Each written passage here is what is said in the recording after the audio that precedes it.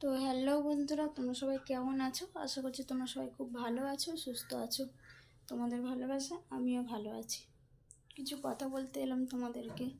তো আমার মনে হলে কথাগুলো তোমাদের সঙ্গে শেয়ার করা দরকার, তো সেই জন্য চলে এসেছি তোমাদের সঙ্গে কথাগুলো শেয়ার করতে। তো এখন তো সেরকম কোনো ভিডিও তোমাদের সঙ্গে শেয়ার করি না, যখন যতটুকু পারি ততটুকু ভিডিও তোমাদের সঙ্গে শেয়ার করার চেষ্টা করি।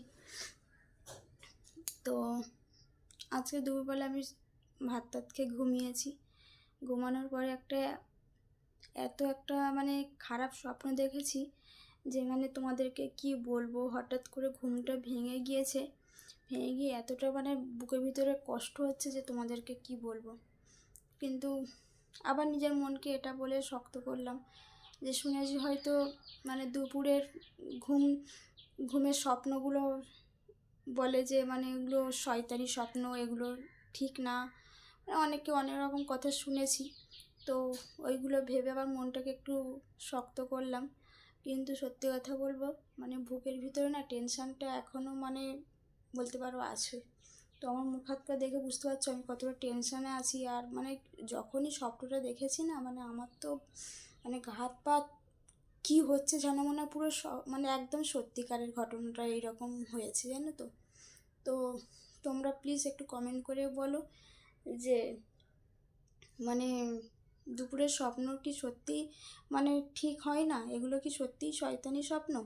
তো তোমরা যদি কেউ জানো কমেন্ট করে বলো, কারণ আমি ভীষণ টেনশান করছি আর টেনশানে আছিও। জানি না কেন হঠাৎ করে এরকম একটা স্বপ্ন দেখলাম। আমি কিছু ভেবেই শুইনি, যেরকম রোজ ভাত খেয়ে দুপুরবেলা একটু ফোন দেখে মানে শুই। তো সেই রকমই মানে ভাত খেয়ে নিয়ে ফোন দেখছিলাম, ফোন দেখে তারপরে শুলাম। তারপরে ঘুমের ঘোরে মানে এমন একটা মানে হলো, আমি তো মানে রীতিমতো ভয় পেয়ে উঠে পড়েছি। যেটা কি সত্যি এরকম মানে একটা মানে আতঙ্ক ভাব এসে গেছে। তো তারপরে ভাবলাম যে না, চলো উঠে পড়ি। যতক্ষণ শুয়ে থাকবে ততক্ষণ টেনশান হবে। তো সেই জন্যই আর সবটা জানো তো, তোমাদেরকে আমি জিজ্ঞাসা করি, তোমাদের কাছে আমি পরামর্শ নিই যেটা কি, এটা কেন হয়েছে। তো সেই জন্য আজকেও এসেছি তোমাদের কাছে এই কথাটা জিজ্ঞাসা করতে। তো প্লিজ তোমরা আমাকে আবারও বলবে যে দুপুরের স্বপ্ন সত্যি কি এটা শয়তানি স্বপ্ন? এতে মানে কোনো টেনশান নেওয়ার কথা না তো? এটা হয়তো অনেকে বোকা বোকা কথা ভাববে যে এইরকম একটা বোকা বোকা কথা নিয়ে ভিডিও করছে। তো সত্যি বলছি, এটা বোকা বোকা কথা না গো। যখন মানে দেখবে যার উপর থেকে যায় যে জিনিসটা, তখনই সে বুঝতে পারে যে এটা কতটা টেনশানের বা কতটা কষ্টদায়ক। তো সেই জন্য আমার সঙ্গে এটা হয়েছে বলে আমি মনে করলাম যে এটা অনেকটা কষ্টদায়ক বা এটা অনেকটা টেনশানের। তো একা আমি বুঝে উঠতে পারছিলাম না, বা এখনও বুঝে উঠতে পারছি না আমি কী করব।